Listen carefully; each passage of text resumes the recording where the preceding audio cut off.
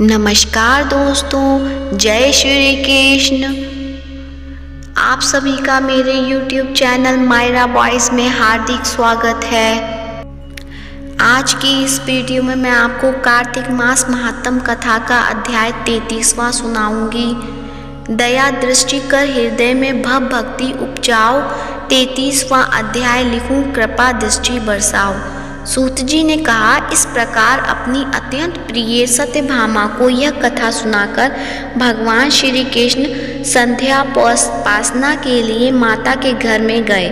यह कार्तिक मास का व्रत भगवान विष्णु को अति प्रिय है तथा भक्ति प्रदान करने वाला है।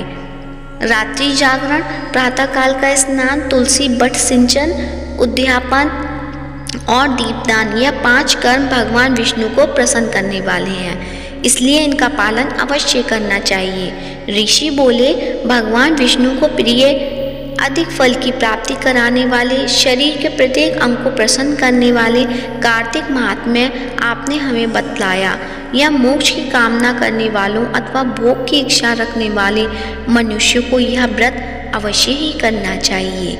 इसके अतिरिक्त हम आपसे एक बात पूछना चाहते हैं कि यदि कार्तिक मास का व्रत करने वाला मनुष्य किसी संकट में फंस जाए, या वह किसी वन में हो, या व्रती किसी रोग से ग्रस्त हो जाए, तो उस मनुष्य को कार्तिक व्रत को किस प्रकार करना चाहिए? क्योंकि कार्तिक व्रत भगवान विष्णु को अत्यंत प्रिय है और इसे करने से मुक्ति एवं भक्ति प्राप्त होती है, इसलिए इसे छोड़ना नहीं चाहिए। श्री सूत जी ने इसका उत्तर देते हुए कहा, यदि कार्तिक का व्रत करने वाला मनुष्य किसी संकट में फंस जाए तो वह हिम्मत करके भगवान शंकर या भगवान विष्णु के मंदिर में जो भी पास हो उसमें जाकर रात्रि जागरण करे। यदि व्रती घने वन में फंस जाए तो फिर पीपल के वृक्ष के नीचे या तुलसी के वन में जाकर जागरण करे। भगवान विष्णु की प्रतिमा के सामने बैठकर विष्णु जी का कीर्तन करें।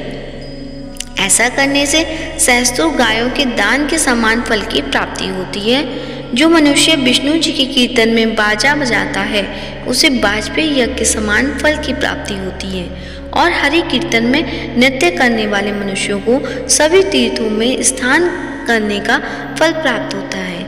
किसी संकट के समय या रोगी हो जाने और जल न मिलने की स्थिति में केवल भगवान विष्णु के नाम मात्र से मार्जन ही कर ले। यदि उद्यापन न कर सके तो व्रत की पूर्ति के लिए केवल ब्राह्मणों के प्रसन्न होने के कारण विष्णु जी प्रसन्न रहते हैं। यदि मनुष्य दीपदान करने में असमर्थ हो तो दूसरे की दीप की वायु आदि से भली भांति रक्षा करे।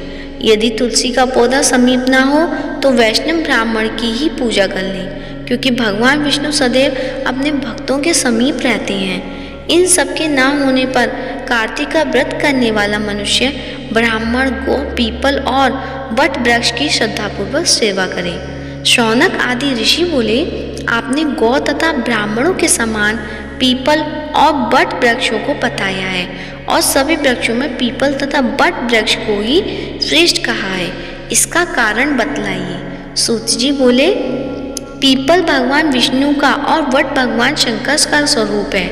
पलाश ब्रह्मा जी के अंश से उत्पन्न हुआ है। जो कार्तिक मास में उसके पत्तल में भोजन करता है वह भगवान विष्णु के लोक में जाता है। जो इन वृक्षों की पूजा, सेवा एवं दर्शन करते हैं उनके सभी पाप नष्ट हो जाते हैं।